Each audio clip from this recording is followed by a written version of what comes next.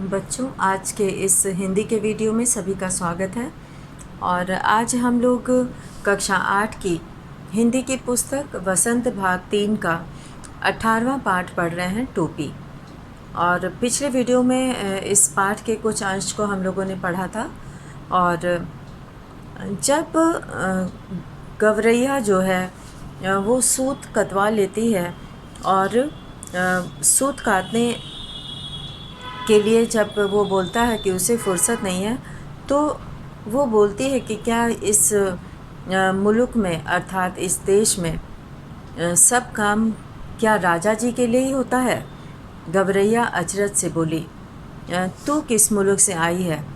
कोरी ने उसे भर आँख देखा। जानती नहीं यहाँ का चलन? तो जब वो वहाँ पर जाती है, पहले तो वो जो उसे रुई मिलती है उसे वो धुनवाती है अच्छे से, और अच्छे से धुनवा कर कहती है कि आधा तुम ले लो और आधा हमें दे दो। और जब वो खुश होकर खूब मन से उसे धुनता है तो वो टोपी लेकर पहुंचती है उसे सूत बनवाने के लिए, धागा बनाने के लिए, जिससे कि उसकी कपड़े की बुनाई हो सके। तो वो भी जो है मना करता है, लेकिन जब ये बोलती है कि तो आधा तुम ले लेना और आधा हमें दे देना, मैं मुफ्त में थोड़ी काम करा रही हूँ, तो वो जो है इस तरह से उससे लेकर धुनवा भी लेती है रुई, और फिर उसे जो है पहुँचती है उसके पास, धागा बुनने वाले के पास। और वो कहती है, जब धुनने के लिए मना करता है तो वो कहती है कि उज्र ना करो भैया। गवरैया बोली, मैं तुम्हें पूरी उजरत दूंगी, यानी पूरी मजदूरी दूंगी। इसे धुन दो भैया, आधा तू ले ले आधा मैं ले लूँ। धुनिया को अपनी ज़िंदगी में आज तक इतनी खरी मजदूरी कभी न मिली थी। 16 आने में 8 आने की मजदूरी तो इसके लिए सपना थी। और इस तरह से उसका सूत भी जो है वो तैयार हो गया, और वह झट जो है घर चूँ उसकी तांती बज उठी, यानी कि वो रुई धुनना शुरू कर दिया। और बड़े मन से उसने रुई धुनी, और इसे लो, उनमें से आधा धुनिया ने ले लिया और आधा गवरैया ने। इससे उत्साहित गवरैया एक कोरी के यहाँ गए और कहने लगे कि कोरी भैया इस धुनी रुई से सूत काट दो। कोरी यानी कि जो सूत काटने वाला है। कोरी की कमर झुकी हुई थी। उसने बदन पर धज्जी धज्जी हो चुका एक धुस्सा डाल रखा था। धुस्सा यानी कि एक कपड़ा डाल रखा था। और वह बड़ी अनिच्छा से बोला, तुम लोग यहाँ से भागते हो कि नहीं? देखते नहीं अभी मुझे राजा जी के अचकन के लिए सूत काटने हैं। मुझे फुर्सत नहीं है मुफ्त में मल्हार गाने की, यानी कि मुफ्त में गाना गाने की मुझे फुर्सत नहीं है। और मुझे राजा जी के लिए अचकन सिलना है। अचकन कहते हैं लंबा कोट। अचकन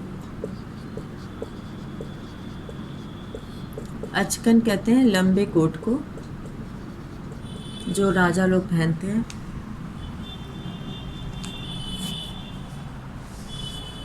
और अब जो है जो राजा लोग पहनते हैं उसे अचकन कहते हैं। और मुझे फुर्सत नहीं है मुफ्त में मल्हार गाने की। भैया, इस मुल्क में सब काम क्या राजा जी के लिए ही होता है? तो वो पूछता है कि गवरैया अचरज से पूछी। अचरज मतलब आश्चर्य।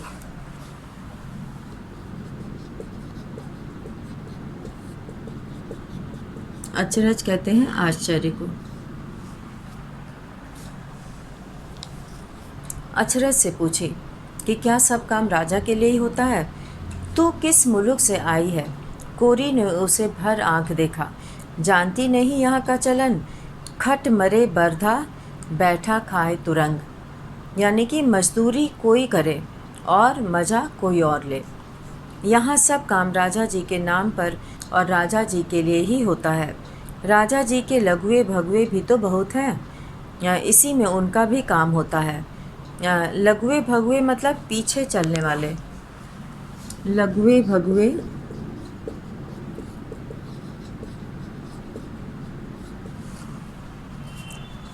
भगुए मतलब पीछे पीछे चलने वाले।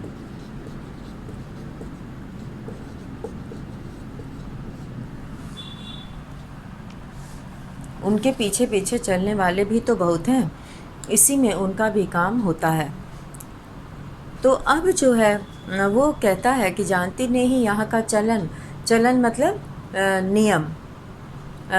खट मरे बरधा, यानी कि बरधा यानी बैल जो है वो खटता रहता है और बैठा खाए तुरंग, और मज़ा कोई और लेता है।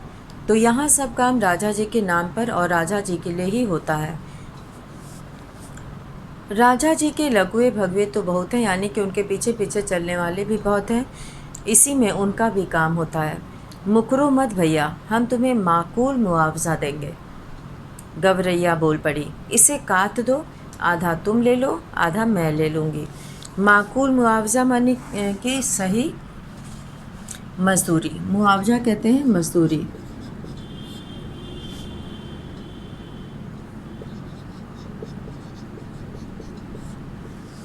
मुआवजा मजदूरी।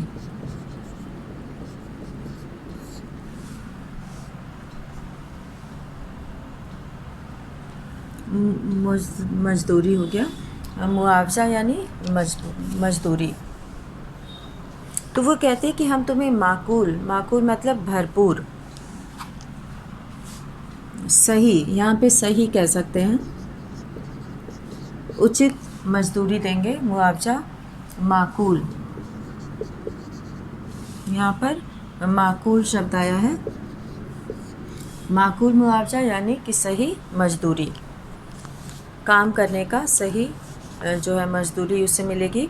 तो इतनी वाजिब मजदूरी पर काम न करना मूर्खता होगी। अब जो है वो कहती है कि मुकरो मत भैया, यानी कि तुम पीछे मत हटो, हम तुम्हें माकूल मुआवजा देंगे, हम तुम्हें भरपूर जो है मजदूरी देंगे। गवरैया बोल पड़ी, इसे काट दो, आधा तुम ले लो, आधा मैं ले लूँगी। कोरी भी तैयार हो गया। इतनी वाजिब मजदूरी पर काम न करना मूर्खता होगी। वाजिब यानी कि सही, वाजिब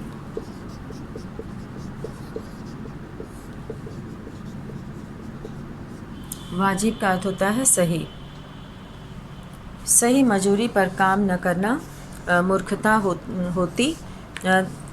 तन तन करके उसकी तकली चरखी ताता थैया करने लगी, यानी कि वो भी जो है सूत काटने लगा बहुत खुश होकर, क्योंकि उसे लगा कि इतना ज़्यादा मजदूरी मिल रही है, इस पर काम न करना उचित नहीं होगा, बेवकूफ़ी होगी।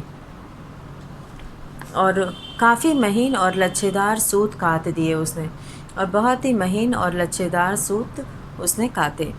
कदम कदम पर मिलते कामगारों के सहयोग ने गवरैया को आगे बढ़ने पर उकसा दिया। इसके बाद वे दोनों एक बुनकर के पास गए और इसरार करने लगे, यानी कि निवेदन करने लगे, बुनकर भैया इस कते सूत से कपड़ा बुन दो। बुनकर इन्हें अकबक होकर देखने लगा। अकबक यानी कि हैरान,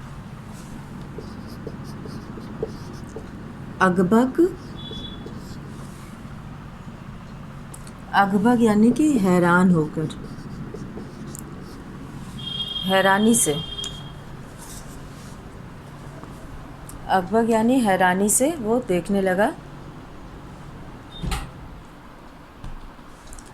वो कदम कदम पर मिलते जो कामगार थे, कामगार यानी कि कारीगर, उनके सहयोग से गवरैया को आगे बढ़ने पर उकसा दिया, यानी आगे बढ़ने के लिए उसे उत्साहवर्धन किया, और उसे लगा कि अब आगे भी काम हो जाएगा।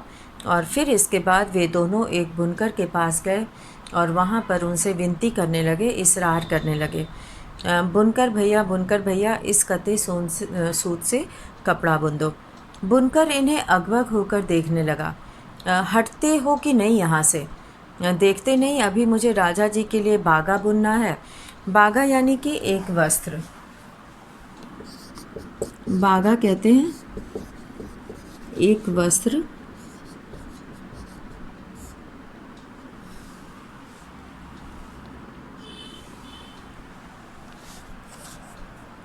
बागा यानी एक वस्त्र बुनना है, वो मना कर देता है कि कहता है कि उससे मुझे राजा जी के लिए एक वस्त्र बुनना है। अभी थोड़ी देर बाद ही राजा जी के कारिंदे हाजिर हो जाएंगे। कारिंदे मतलब उनके कर्मचारी, उनके आदमी। यहाँ पर एक शब्द आया कारिंदे, राजा के कर्मचारी, यानी राजा के यहाँ जो काम करते हैं वे आ जाएंगे उनका कपड़ा लेने। तो बागा बुनना है राजा के लिए, और अभी थोड़ी देर बाद ही राजा जी के कारिंदे हाजिर हो जाएंगे, अर्थात यहाँ पर आ जाएंगे। साफ करे भाव तो चबाव करे चाकर। कहने का मतलब है कि अधिकारी आदेश करता है तो नौकर वर्ग आज्ञा का पालन करता है। तो यानी कि वो आदेश किए हैं तो मुझे उनका पालन करना है। साव करे भाव यानी कि राजा जो अधिकारी होता है, साव यानी कि जो मालिक होता है, जो अधिकारी होता है, वो आदेश करता है तो चबाव करे चाकर, तो यानी कि नौकर जो है उनकी आज्ञा का पालन करता है। इतना कहकर बुनकर अपने काम में मशगूल हो गया, यानी कि काम में वो लग गया। अब आगे क्या होता है कि इसे बुन दे भैया, गवरैया ने साहस संजो कर कहा। संजो कर यानी कि जुटा कर, संजो कर,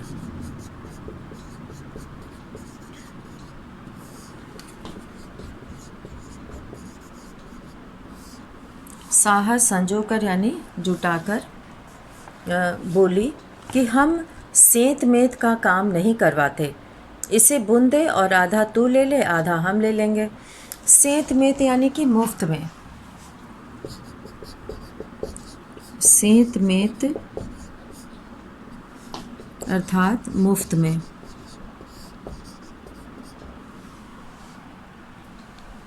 सेंत मेत अर्थात मुफ्त में काम नहीं करवाते, इसे बुन दे और आधा तू ले ले, आधा हम ले लेंगे। बुनकर ने देखा कि सौदा बुरा नहीं है, वह तैयार हो गया और सूत अपनी ओर खींचकर ताना बाना पसार दिया, यानी कि अब वो ताना बाना लगाकर उससे, उस धागे से, उस सूत से कपड़ा बुनने लगा। उसका करघा चलने लगा जिस पर कपड़ा बुना जाता है। ढरकी ढुलकने लगी, यानी कि वो धागा जो है उसमें डालने लगा और उसे कपड़े को जो है बुनने में लग गया। थोड़ी ही देर में उसने काफ़ी गफश और दबीज कपड़ा बुन दिया, और थोड़ी ही देर में उसने काफ़ी गफश, गफश का मतलब होता है घना,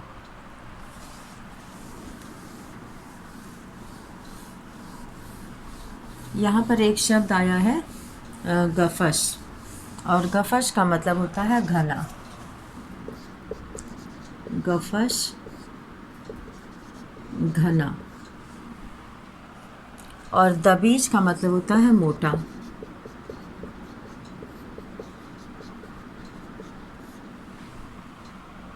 दबीज का मतलब होता है मोटा। तो उसने बहुत ही सुंदर घना और मोटा कपड़ा बुन दिया। आधा उसने ले लिया और आधा इन्होंने ले लिया।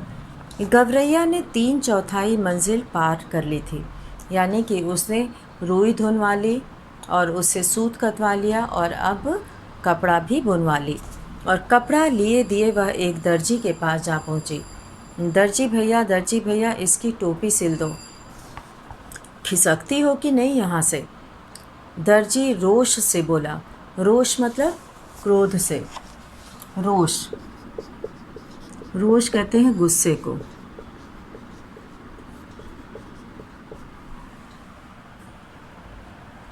तो उसने जो है रोष से बोला, यानी गुस्से से बोला कि देखते नहीं राजा जी की 7वीं रानी से 9 बेटियों के बाद 10वां बेटा पैदा हुआ है।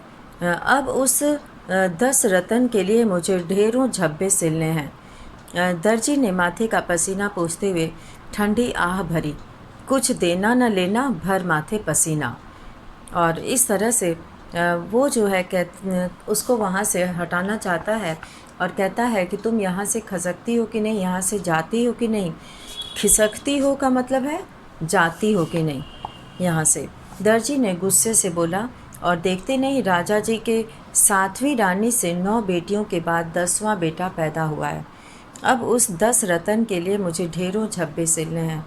और दर्जी ने माथे का पसीना पोंछते हुए ठंडी आह भरी, कुछ देना न लेना, भर माथे पसीना।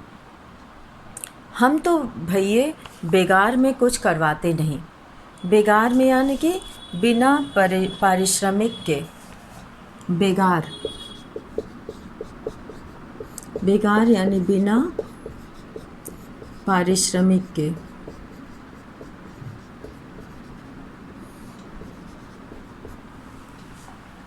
बिना पारिश्रमिक के तो कुछ करवाते नहीं, यानी कि हम तो मुफ्त में कुछ नहीं करवाते। गवरैया बोली, इस बुने कपड़े की टोपी सिल दे, बल्कि 2 टोपियाँ सिल दे, एक तू ले ले, एक हम ले लें। मुँह मांगी मजूरी पर कौन मूजी तैयार न होता। तो यहाँ पे मुँह मांगी मजूरी, मजूरी कहते हैं मेहनताना को।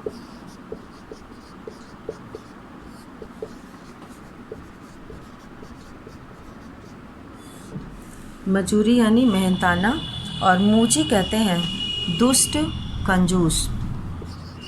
मूजी कंजूस।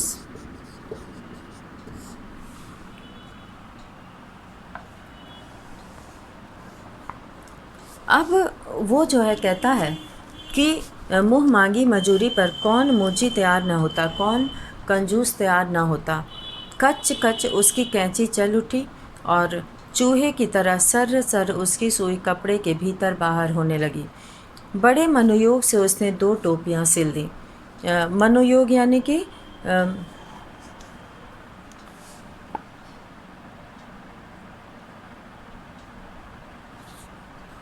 यहाँ पर बड़े मनोयोग से यानी कि बड़े नफासियत से, बड़े ही सुंदर ढंग से, बड़े मन से उसने 2 टोपियाँ सिल दी।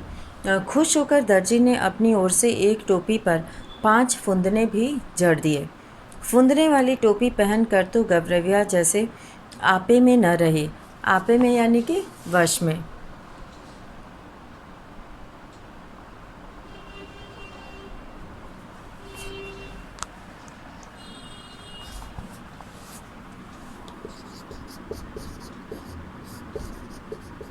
आपे में यानी वश में।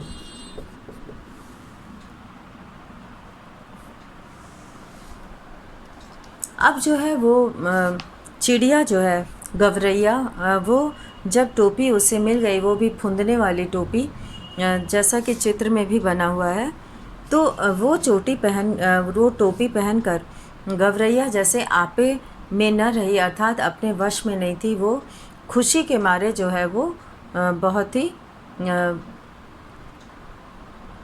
उसमें जो है उमंग आ गया था और जोश आ गया था, और 1.5 टांगों पर ही लगी नाचने। फुदक फुदक कर लगी गवरा को दिखाने, देख मेरी टोपी सबसे निराली, 5 फुदने वाली। और ये बोल बोल कर वो गवरा को दिखाने लगी। वाकई तू तो रानी लग रही है। गवरे को भी आखिरकार कहना पड़ा, रानी नहीं राजा कहो, मेरे राजा। गवरैया ऊंचा ओढ़ने लगी। अब कौन राजा मेरा मुकाबला करेगा। टोपी पहनते ही उसके मन में एक नए हुलस ने ज़ोर मारा। हुलस यानी कि इच्छा, कि क्यों न इस मुल्क के राजा का भी एक बार जायज़ा लिया जाए। जायज़ा यानी निरीक्षण, और मुल्क मतलब देश।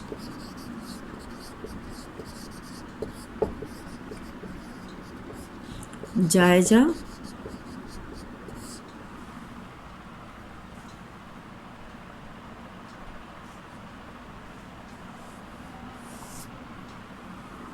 निरीक्षण,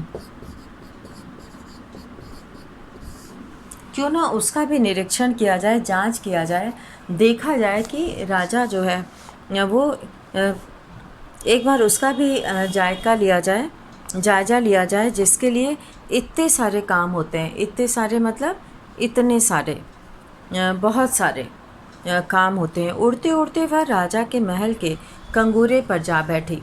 कंगूरा कहते हैं मुंडेर को।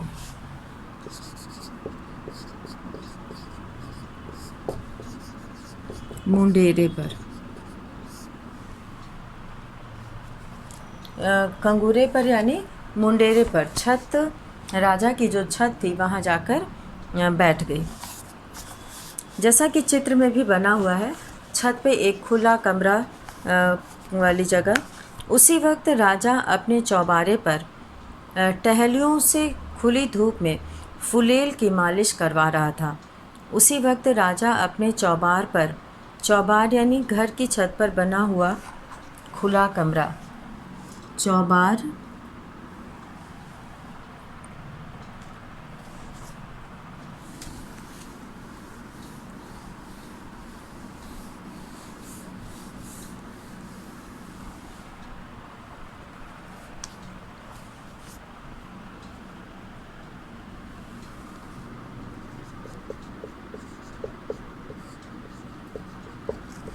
घर की छत पर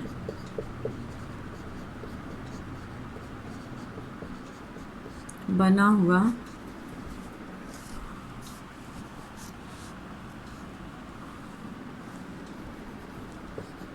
घर की छत पर बना खुला कमरा।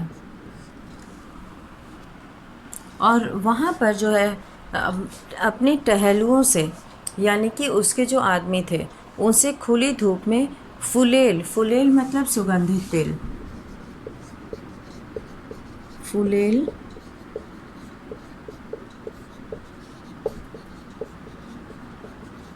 फुलेल मतलब सुगंधित तेल, उससे मालिश करवा रहा था राजा। और वक्त मतलब समय, उस समय राजा जो है घर की छत पर बने खुले कमरे में अपने टहलुओं से, यानी कि उसके जो सेवक थे उनसे खुली धूप में फुलेल की मालिश करवा रहा था। राजा उस वक्त अधनंगा बदन और नंगे सिर था। अधनंगा बदन यानी कि उसने बहुत कम कपड़े पहन रखे थे, और एक टहलुआ सिर पर चंपी कर रहा था यानी तेल लगा रहा था, तो दूसरा हाथ पांव की उंगलियां फोड़ रहा था, और तो तीसरा जो है पीठ पर मुक्की मार रहा था, तो चौथा पिंडली पर गुद्दी काढ़ रहा था, यानी कि मसाज कर रहा था, मालिश कर रहा था। गवरैया कंगूरे पर से ही चिल्लाई, मेरे सिर पर टोपी, राजा के सिर पर टोपी नहीं, राजा के सिर पर टोपी नहीं। अब गवरैया जो है इसी तरह से बोल बोल कर चिल्ला रही थी। मालिश करवाते राजा की नज़र गवरैया से टकरा गई। गवरैया के सिर पर फुंदनेदार टोपी देखकर उसकी अकल चकरा गई। वह तो लगातार रटे जा रही थी, मेरे सिर पर टोपी, राजा के सिर पर टोपी नहीं। अरे कोई मेरी टोपी लाओ ज़रा जल्दी। राजा दोनों हाथों से अपना सिर ढकते हुए चिल्लाया। टोपी आ गई और राजा ने झट पहन भी ली। देख रही फतगुद्दी, और वो उसको बोला कि देख रही फतगुद्दी, मेरी टोपी देख, मेरी टोपी में 5 फुंदने। गवरैया ने अब दूसरा ही राग अलापना शुरू कर दिया था, यानी एक ही बात को वो कई बार कह रही थी। राग अलापना का मतलब होता है एक ही चीज़ को बार बार कहना। तो वो अब क्या कहने लगी कि मेरी टोपी में 5 फुंदने, गोल गोल जो फुंदने लगे हैं जैसा चित्र में भी दिख रहा है। तो गवरैया ने अब दूसरा ही राग अलापना शुरू किया, यानी कि एक ही बात को वो बार बार कहने लगी। राजा की टोपी में एक भी नहीं, मेरी टोपी में 5 फुदने, राजा की टोपी में फुदने नहीं। तो इस तरह से बोल बोल कर वो एक ही बात को बार बार दोहरा रही थी। और फिर क्या होता है, राजा को बेहद हठी महसूस हुई। हठी यानी कि बेइज्जती, हेठी,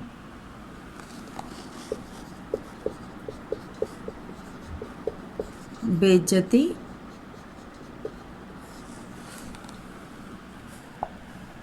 इस मुल्क के महाबली राजा के सामने अब उसे किस बात का अपमान महसूस हो रहा था कि राजा को बेहद हेठी महसूस हुई, यानी कि अपमान महसूस हुआ, बेइज्जती महसूस हुई।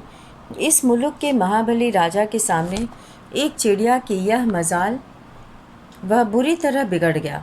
इस फदगुद्दी की गर्दन मसल दो, पखने नोच लो, सिपाहियों देर न करो। अब राजा उस चिड़िया से इतना चिढ़ रहा था, और उसकी बोली से जो वो बोल रही थी उससे इसे इतना अपमान महसूस हो रहा था। बेइज्जती महसूस हो रही थी कि वो उससे बदला लेना चाहता था और अपने सैनिकों को कहता है कि इस फदगुद्दी यानी कि चिड़िया फुदक फुदक के चलती है, तो उसे फदगुद्दी कहा, उसने ये शब्द इस्तेमाल किया कि गर्दन मसल दो यानी कि गर्दन उसकी दबा दो। तो यहाँ पर जो है मजाल का अर्थ होता है हिम्मत। उसकी यह मजाल, मजाल मतलब हिम्मत, उसकी इतनी हिम्मत कि वो राजा को ऐसे बोले। और पखने यानी कि पंख,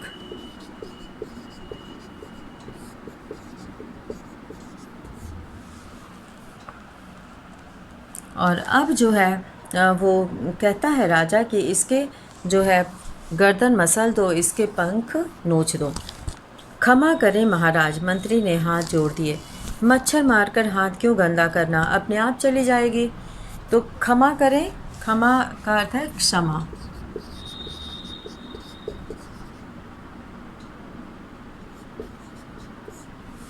क्षमा शब्द का प्रयोग यहाँ क्षमा के लिए किया गया है। क्षमा करें महाराज, मंत्री ने हाथ जोड़ दिए। मच्छर मारकर हाथ क्यों गंदा करना, यानी कि छोटी सी चिड़िया से क्यों उलझना, उसकी बातों पर क्यों ध्यान देना, और क्यों इन छोटी सी बात के लिए उसकी जान लेना। तब राजा सिपाहियों से बोला कि यह ऐसे नहीं मानेगी, इसकी टोपी छीन ले आओ, उसे मैं पैरों से ठोकर मारूंगा। एक सिपाही ने गुलेल मारकर गवरैया की टोपी नीचे गिरा दी, तो दूसरे सिपाही ने झट वह टोपी लपक ली और राजा के सामने पेश कर दिया। राजा टोपी को पैरों से मसलने ही जा रहा था कि उसकी खूबसूरती देखकर दंग रह गया। कारीगरी के इस नायाब नमूने को देखकर वह जड़ हो गया। मेरे राज में मेरे सिवा इतनी खूबसूरत टोपी दूसरे के पास कैसे पहुंची। सोचते हुए राजा उसे उलट पुलट कर देखने लगा। उस टोपी को वो बहुत अच्छे ढंग से देखने लगा। उलट पलट के चारों तरफ से उसने टोपी देखी और उसे अब इस बात का आश्चर्य हो रहा था कि इतनी सुंदर टोपी दूसरे के पास कैसे पहुंची। इतनी नगीना टोपी इस मुल्क में बनाई किसने। नगीना यानी कि बहुत ही नायाब, बहुत ही सुंदर टोपी इस मुल्क में, इस देश में किसने बनाई। देश यानी कि जहाँ का वो राजा था। राजा के मन में ख्याल आया, अब तो उस हुनरमंद कारीगर की खोज होने लगी। राजा चाहे और पता न चले। गिरते पड़ते दर्जी हाजिर हुआ। दुहाई अन्नदाता, अन्नदाता यानी कि मालिक।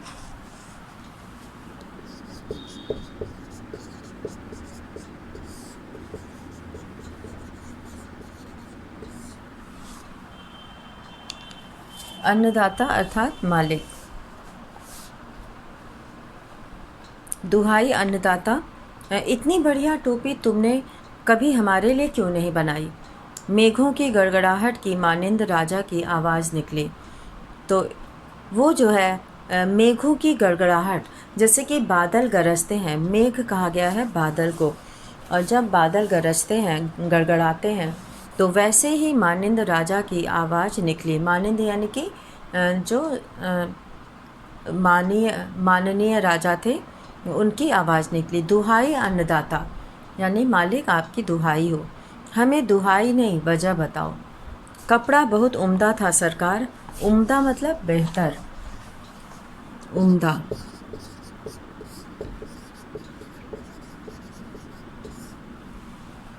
उम्दा मतलब बेहतर। वो कहता है कि कपड़ा बहुत ही अच्छा था, उम्दा था एकदम। वो बोलता है कि इसकी वजह बताओ। कपड़ा बहुत उम्दा था सरकार, एकदम गफस और दबीज यानी कि बिल्कुल घना और मोटा। ऐसा उम्दा कपड़ा किसने बुना। नाग की मानिंद राजा फूंक मारने लगा। नाग यानी कि सांप की तरह। मानिंद यानी कि वो राजा जो था वो फूंक मारने लगा, अर्थात ये चीज़ वो जल्दी से जल्दी जानना चाहता था। गिरते पड़ते बुनकर हाजिर हुआ। तो अभी जो है वो बुलाता है दर्जी को, जिसने वो सिला था कपड़ा, टोपी जिसने सिली थी। तो वो बोलता है कि कपड़ा बहुत अच्छा था और बिल्कुल घना और मोटा। तो ऐसा उम्दा कपड़ा किसने बुना? तो ये जानने के लिए फिर बुनकर को बुलाया गया।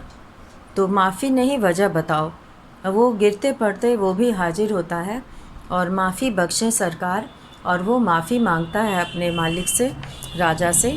माफ़ी नहीं, वजह बताओ। सूत बड़ा उम्दा था सरकार, एकदम महीन और लच्छेदार। इतना महीन सूत किसने काता? शेर की मानिंद राजा ने दहाड़ मारी, यानी कि ज़ोर से गरजते हुए उसने कहा कि इतना सुंदर सूत किसने काता। तो इस तरह से राजा परेशान हो गया कि ये सुंदर टोपी बनी कैसे। तो आगे और क्या होता है ये हम लोग अगले वीडियो में देखेंगे। तो आज के इस वीडियो में हम लोग यहीं तक पढ़ेंगे। धन्यवाद।